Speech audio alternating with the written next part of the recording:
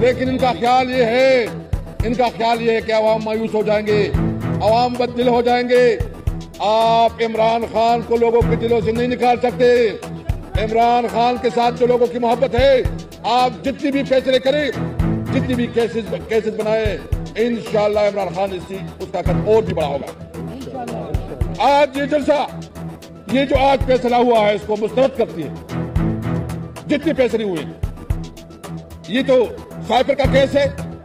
سائپر میں تو پہلے یہ پی ڈی ایم حکومت خود کہتی تھی کہ یہ جھوٹ کا پلندہ ہے، پھر اس کے بعد انہوں نے اس کا کیس بنایا۔ کبھی آپ نے سنا ہے کہ ایک دن میں 2 عدالتیں لگی؟ کبھی آپ نے سنا ہے کہ وہ 13 14 15 گھنٹے پروسیڈنگ چلی ہے؟ یہ انہوں نے انصاف کا قتل کیا، انہوں نے عدالتی نظام پہ حملہ کیا ہے، یہ زبردستی سے فیصلے کرواتے ہیں، یہ حقائق کو چھپاتے ہیں، یہ جو ان کی لیگل پروسیڈنگ ہے اس کو بھی پورا نہیں کر دیتے۔ اس لیے پاکستانی عوام نے جو فیصلہ کرنا ہے وہ 8 فروری کو فیصلہ کریں گے انشاءاللہ تعالی۔ کریں گے نہیں؟ یہ ابھی آپ کا امتحان ہے۔ عمران خان اس جیل میں ہے کہ انہوں نے کیٹیگری میں رکھا۔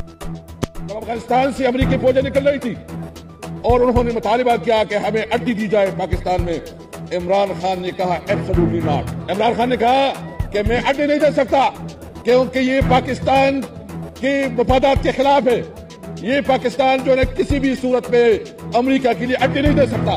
تو کیا پاکستان کی عوام سے میں پوچھنا چاہتا ہوں، عمران خان نے آپ کے اوپر غیرت کی ہے، عمران خان نے آپ کی آواز اٹھائی ہے؟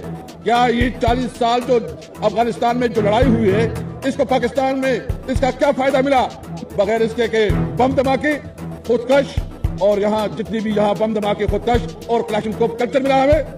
ہم صرف چاہتے ہیں امن، چاہتے ہیں ہم امن چاہتے ہیں، ہم اپنے بچوں کے لیے اچھی تعلیم، اچھا روزگار اور ان کے لیے اچھی صحت کی سہولت چاہتے ہیں۔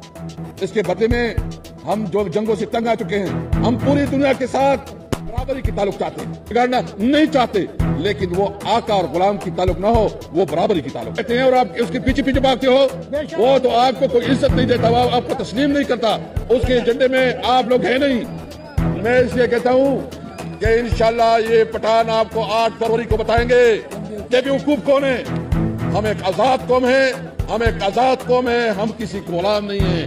انشاءاللہ 8 فروری کو ہم اپنی آزادی کا اعلان کریں گے۔